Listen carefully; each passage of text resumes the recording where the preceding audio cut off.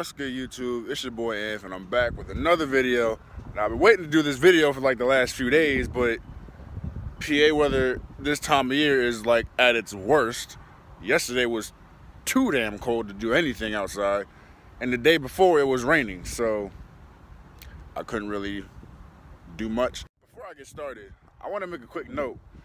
Whenever you guys are looking for like a area to do a car review at, just be sure that it's somewhere where you won't get in trouble for trespassing. Like, look at this big parking lot area that I have. This is actually a church that I went to growing up. My grandparents go to this church, and their house is actually that house right there on the hill.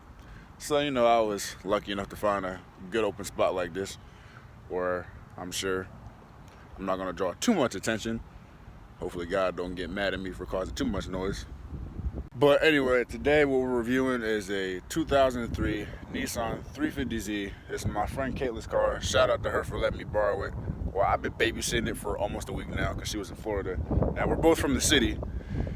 And she had 2 accidents happen. So I live in the middle of bumblefuck nowhere. So she asked if she could leave her car at my house because I have my own driveway. I was like, sure. I love to drive a 350. I'm not going to go too crazy in it. Okay. Also, shout out to her. Her birthday was yesterday. 21 gang. But I'm going to let y'all know right now, this is a very fun car to drive. And I would love to have a 350 or a 370 as my own project car. Anyway, whenever I do car reviews, I'm not an analytical person either. So I'm only going to cover 3 basic things. Things that I don't like about it, things that I do like about it, and how it drives. That's pretty much it. I'm not gonna be one of those people where I'm gonna go down a whole analytical list to give you all this detailed information that you could probably care less about. Most people that buy a car like this or any car, they only care about how it looks and how it drives. Now, before I cover the details about the car as far as inside and outside, there's one problem, and Nissan has done this with all of their sports cars. Now, don't get me wrong, I love 370s, I love 350s, and of course, who doesn't love a GTR? But I'm sure everybody can agree with me. When the 350s came out in 2003, yes, this is the first generation. Same thing with the 370s and the GTRs in 2009. Every year, they look the exact damn same, except for maybe a few minor things. Like, look at all these other companies that are redesigning their sports cars, you know, to keep up with technology, because technology is always upgrading. I really wish that they would do a redesign of the 370 specifically. Obviously, they don't have 350s anymore, but they really need to do something. Like, for example, 2003 to 2008, 350s, damn same. The only minor difference in the hood between 2003 and 2006, I believe, the hood has these engraved indentions in the hood. And in 2008, 2007, 8, and 9, I believe, they made the 350s with that, you know, hood bump. But I think it was because they put a bigger engine in the 350s in 2007, 8, and 9. I don't know if they stopped making them in 2009. Correct me if I'm wrong. But the last few generations of the 350s had a little bit more horsepower. But other than that, they look the exact same. Don't get me wrong, it's a cool car, it's a fun car, but I really wish they would have did something about the redesign. Same thing with the 370s. When they started making those in 2009, between 2009 and 2016, 17, 18, they all look the same. The only minor difference is in 2013, they started putting those daytime running lights in the front bumper of the 370s. Other than that, the interior and everything looks the exact same, unless you get the Nismo, but that's about it. And the same thing with the GTRs when they came out, back out in 2009. Between 2009 and 2016, they all look the same. But in 2017, I was so happy when they did a redesign of the GTRs. They redesigned the front and back bumper and the interior. I was so happy, and I really believe they need to do that with the 370s, because I love the 370s, but I'm tired of the old design. I really am. That's just me. So, Nissan, if you're watching this, please redesign the damn 370. I'm waiting. But anyway, enough of all that bullshit. We're gonna go over the outside of her car. Now, one of my favorite parts that she did to this car, she got an aftermarket bumper. Now, as you can see, it's teal. The funny part is, she wanted to do a teal black theme. And when she ordered the bumper, it came teal. I know, it's ironic. Now, me personally, I told her this. I think if you wanted to get teal on the car, you should accent it. I don't know if I would have done the whole bumper, but it's her decision. Me personally, I would have just got the whole bumper black to match the car and got like a teal splitter. I also would have made maybe the spoiler teal, you know, just to give it an accent.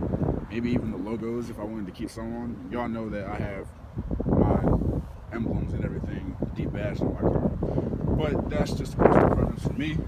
Now, since we're back here, one thing that I don't like, I don't understand why they put these baby ass spoilers on the back. Now, I know I'm not one of those people that are gonna put those giant obnoxious spoilers that are like this damn high on the back of a 350 or 370, but at least make it bigger, make it look more aggressive. Also, her wheels are aftermarket, and I really like these wheels.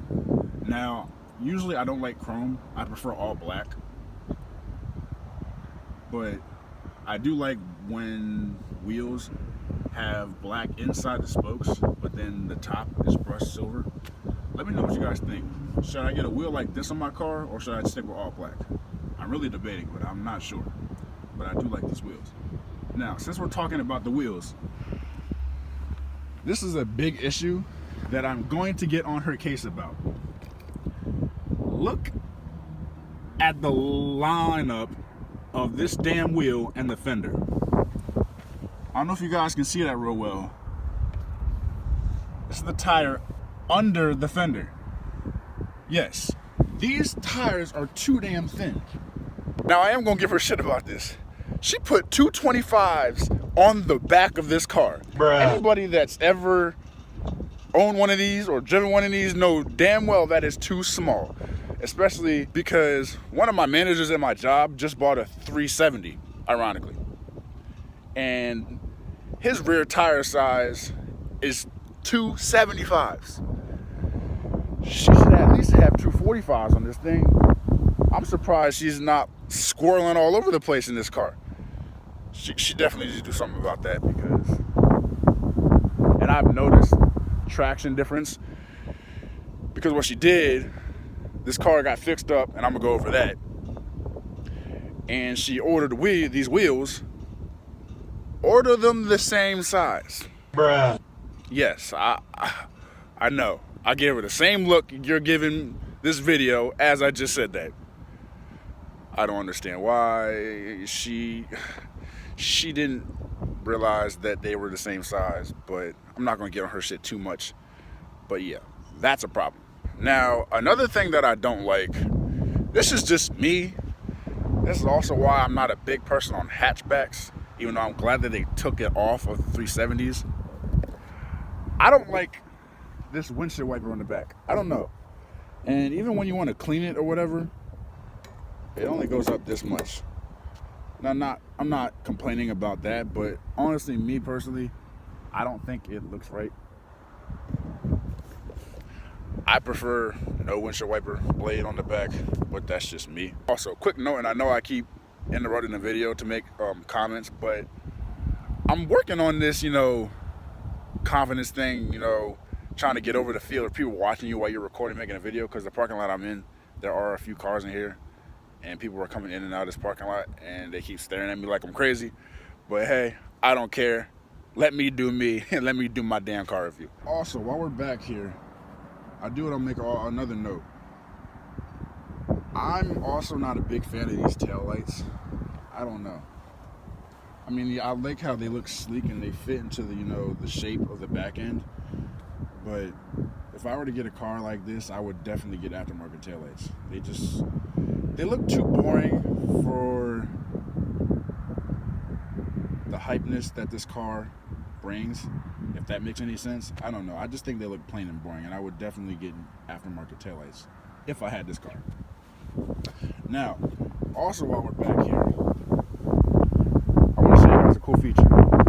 And I've never seen this on any any other car ever, and I like it a lot. And it's pretty interesting. We're going on and switch the hazards.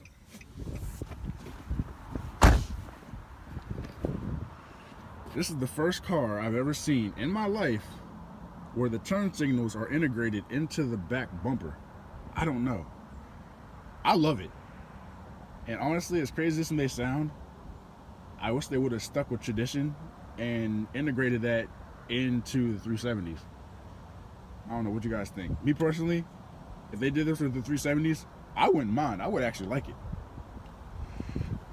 Also got 2 exhaust tips.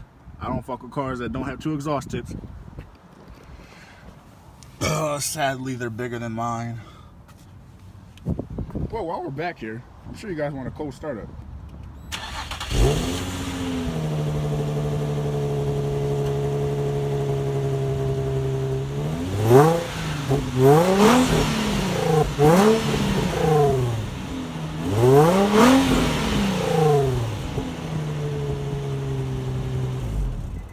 I know y'all are probably waiting for that. That was my little treat to y'all. But anyway, since we covered the outside pretty much, now we're gonna go on the inside, talk about what I do and what I don't like. Now, first thing coming into the car, you're gonna automatically notice that this is not a normal door handle, which is another thing that it's more like a latch. And you come in here now, mind you, this is a 2003, which is 4 years older than mine, so it's gonna have a lot more wear and tear than mine. So don't knock her shit. But as you can see, there's really nothing special about this door. Everything is hard plastic. I mean, you got your basic automatic buttons, you know, your window lock, key lock, adjust your mirrors. I also like these door handles. They pull up like the last 2. I mean, they're plastic. Like I said, it's a 2003, so there's nothing special. I do like the Z right here on the door sill. Now, as you can see, this part here is silver. The color of the car wasn't originally silver, but she got it painted black. But she didn't get like the full paint job because I don't know if it was going to cost her extra money or not. So she just at least wanted to get majority of the parts that people would see outside of the car black, if that makes sense. Now, one thing I don't like about the interior before getting in, I don't like these seats at all. Now, don't get me wrong, these seats are comfortable for the most part. I mean, I've driven this car to New York and Jersey a couple times, but they're not attractive at all, especially to match the dynamic of the car. If I was her, I would definitely get aftermarket sport seats because, yeah, I don't like these. Plus, they're cloth, so I just don't like them at all. If you guys can also notice, she got a roll bar cage installed. I don't mind the trash and everything in the hatch. You know what, while I'm talking about the hatch, let me pop that open real quick. Now, one thing I gotta mention, storage space in this car is honestly, not even lying, close to that of a Corvette, which is little to none. Like I said, don't mind, she has some stuff in the car. My favorite part about under the hatch is this right here, and how it has that Z. I like that a lot. But as you can see, there's not much storage space. She probably can't fit any more than the amount of stuff she has right now in the trunk. Now there's a second compartment area on the other side, but like I said, that's all the storage space you have. So if you plan on doing a lot of grocery shopping or, you know, hauling any type of furniture, you have the wrong car. Like I was saying, she has a roll bar cage installed in the car, and she did get aftermarket racing seats. Now, unfortunately, they're set to her height because she is 5 foot. So I can't put these racing seat belts on because they would be too damn tight. Because, you know, I'm 6'5". Speaking of me being 6'5", you've probably been wondering so far in this video, how the hell can a person as tall as me fit in a small ass car like this? Because this is a very small car. Well, believe it or not, I actually can.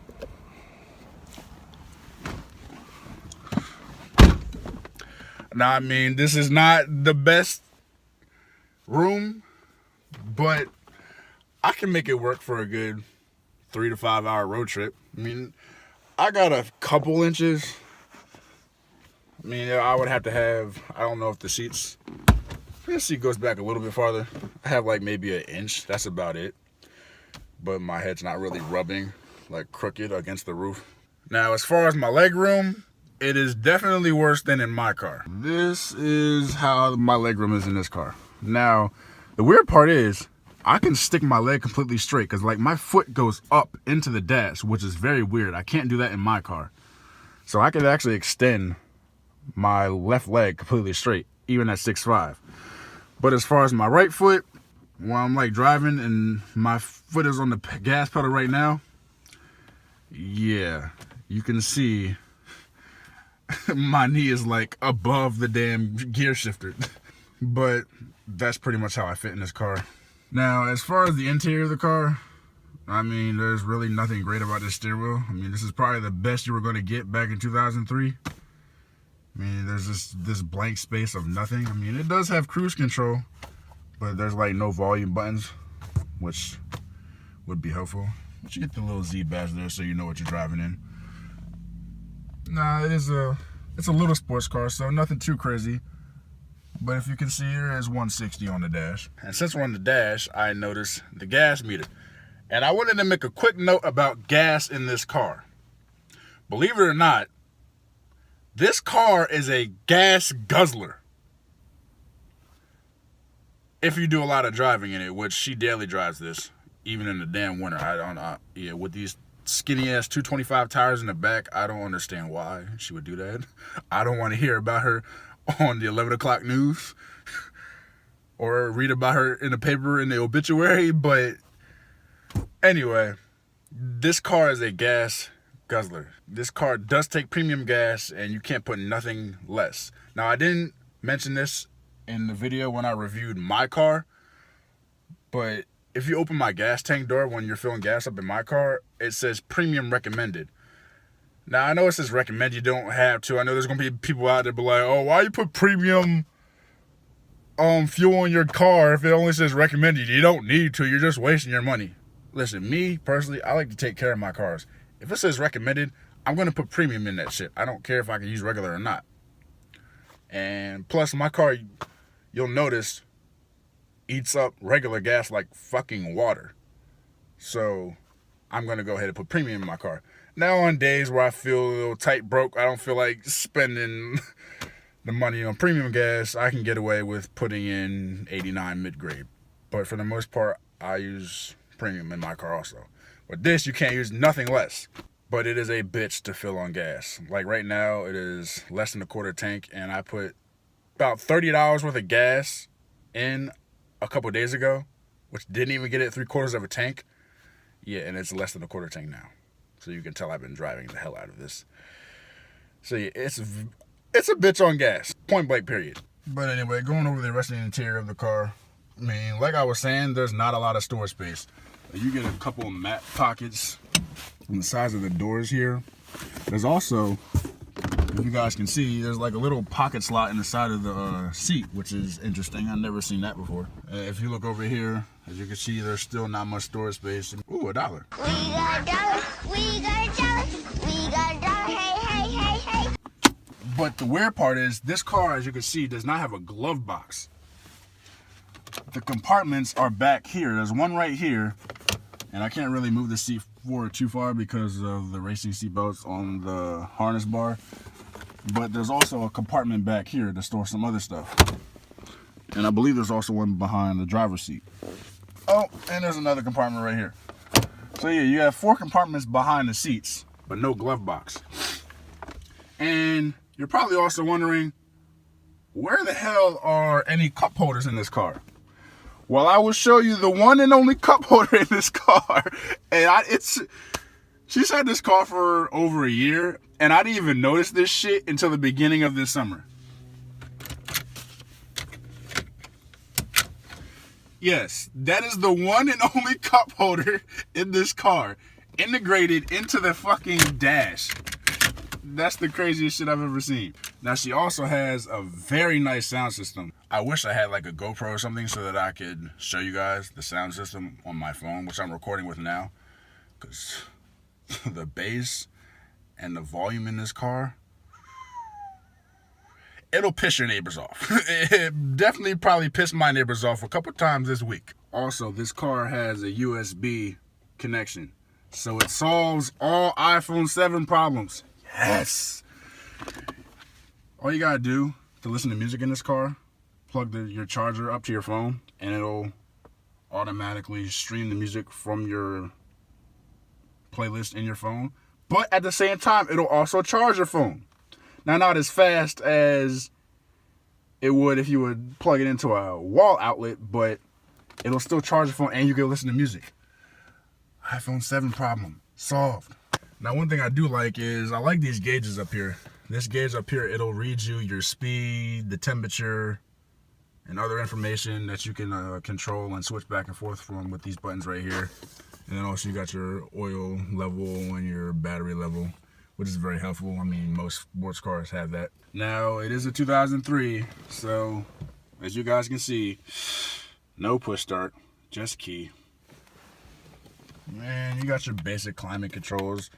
I mean, they're all plastic. I'm not gonna lie, it's a 14-year-old car, so mostly everything in this car is plastic. So, but I mean, that's pretty much what you're gonna get.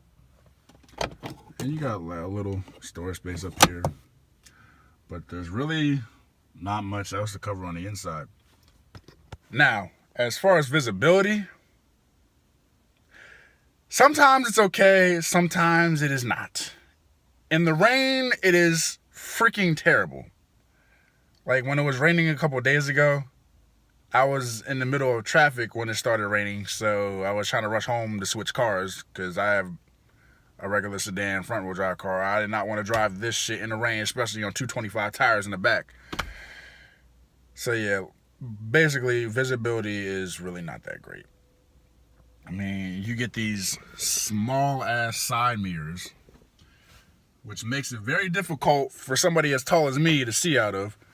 And I mean, I've been in cars where the back window was worse, but I mean, this is still a very small back window. So if it was raining, and it's really foggy out, it's a pain in the ass to try to see out of it.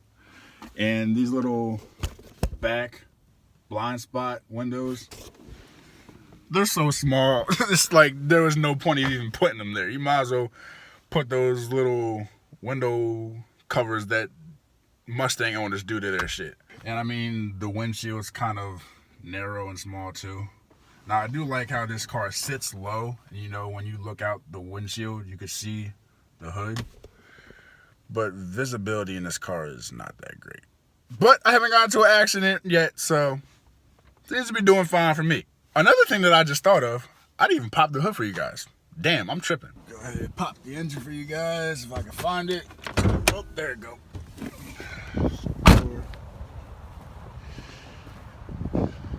Alright, see if I can find that spot. Oh, there we go. So, for those that didn't know, this is a 3.5 V6. Now, I'm going to tell you the horsepower because I actually do know. I believe the first generation 350s came out, they have about 287 horsepower. My car has about 270, so, well, obviously this is faster than my car. Now, the engine bay is a little dusty. I mean, it's a 14-year-old car. Now, speaking of the engine, this is actually a brand new engine. She had just had an engine swap about a couple months ago. Now, we took a road trip to Jersey towards the end of the summer. Got back home, dropped me off at my house, and as soon as we got to my house, we started hearing this pinging and knocking. So I was like, oh damn. I was like, well, let me know if something happens when you're on your way home. Literally 10 minutes after she left my house after dropping me off, I get a phone call. My car just broke down on the side of the highway. Yeah, so the engine was fucked. Anybody that knows anything about cars, as soon as the engine starts pinging and knocking, that car is done. Done data. It's dead. You need a new engine. And yeah, this engine was about $4,000 to $4,500 to get replaced. And it was in the shop for like 2 to 3 weeks. Yeah, it was an arm and a leg. The funny part is though, now she does know how to drive manual. I have a confession for y'all. As a car enthusiast, I not know how to fucking drive manual. I've been trying to learn for the fucking longest, but I just don't have, most of my friends don't have manual cars. And I know 2 people that do, but they never have time because they work a lot. So yeah, I'm stuck wishing I knew how to drive a damn manual. Vic, help me out, bro. But yeah, it's a whole new engine. Now, I didn't show you guys, but her dash reads that her car has about 140,000 miles. But this engine here only has like 50,000 miles on it. So if she takes care of it, it'll last a long time. Now, she didn't really do no performance mods. The only thing that will be considered a performance mod, she has a aftermarket K&N cold air intake. Now that intake was actually on there when she got the car, so she didn't put that on there herself. But for the most part, everything's pretty basic. Now, one interesting thing that I like is that her battery and her brake fluid have their own compartments, which is interesting. Actually, the first time I seen that too. But that's pretty much it about the engine. Close that up. But yeah, that's pretty much it for the inside and outside. I do like this car a lot. I mean, it's small. Surprisingly, it can fit a person like me that's 6'5". And the weird part is I'm wearing Timbs right now, so that probably adds an extra inch. So I'm probably like 6'6" right now. But look at me. I'm comfortable. I'm structured. But there's only one thing left to do. Let's go for a test drive. Now, first things first to note, obviously this is totally, completely different from my car. Let me roll these windows up. It's kind of cold outside. But one big thing I noticed is that this steering is a lot heavier than in my car. Obviously, it's a sports car, so it's meant to be like that. But you actually kind of have to use some arm force to make these turns. And another thing which is weird, okay, we're gonna go this way.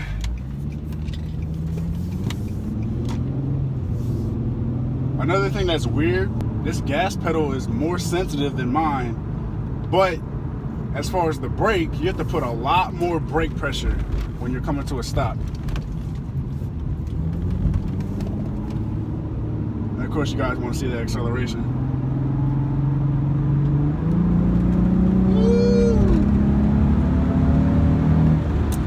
I ain't gonna lie to y'all, this thing gets up and goes, but it has a lot of high-end torque. Like, yeah, when you put your gas on it, you can feel it like push you forward, but it doesn't really start to kick up until it gets into the higher RPMs.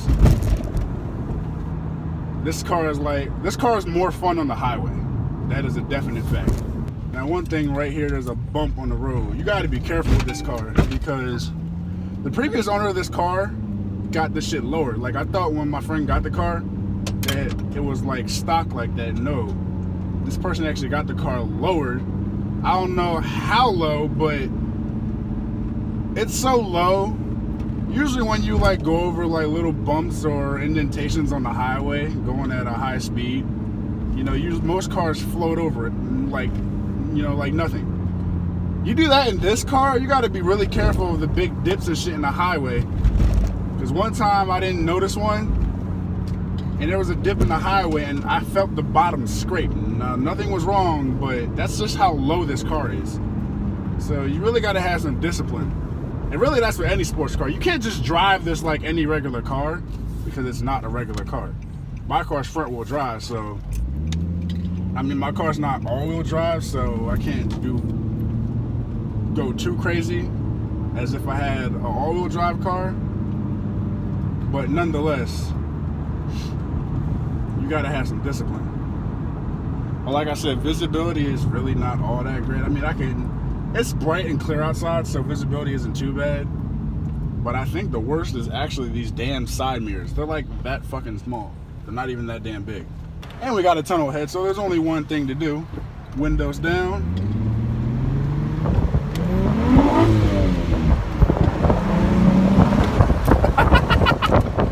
Listen, now I know why sports car drivers love doing that tunnel shit. That shit is so fucking fun. This shit is so fun. But like I said, you gotta put some effort into them turns. when you're making them turns, do not apply any brake. I'm telling you, I did that one time. I had to drive this car last winter when my car was in the shop getting fixed. And bruh, I almost spun out. Not even lying to you. But overall, this car, you can cruise around in this no problem, comfortably. Now, one gripe I am gonna note, maybe it's because this car is so low. And also maybe it's because she has these skinny ass tires, but you feel almost every damn bump. This is not a smooth ride. And don't get me wrong, like it'll coast pretty good on the highway if you're like going at a steady speed.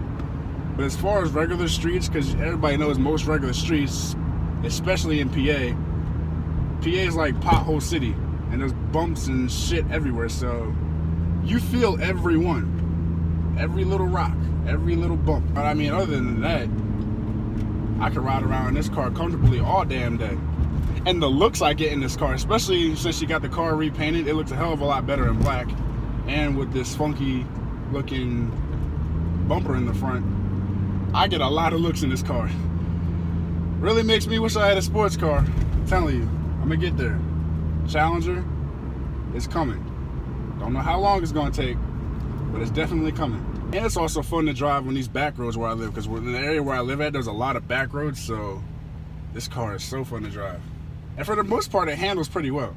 I actually prefer a heavier steering. I wouldn't want a car like this with loose steering, because then I'd be fucking hydroplaning and shit all over the goddamn place. Now, I would take you guys down a couple back roads in my area, but you guys can't see, but my gas tank's on E. Gotta give me some gas. I told y'all, this thing's the bitch on gas. But I'm gonna end the video right here. Just like that, this video is over. Hope y'all enjoyed it. If you did, give it a thumbs up. Leave a comment down below. Don't forget to hit that subscribe button. Tell a friend to tell a friend. And catch you on the next one. I told y'all, a bitch on gas. That's not even a full tank.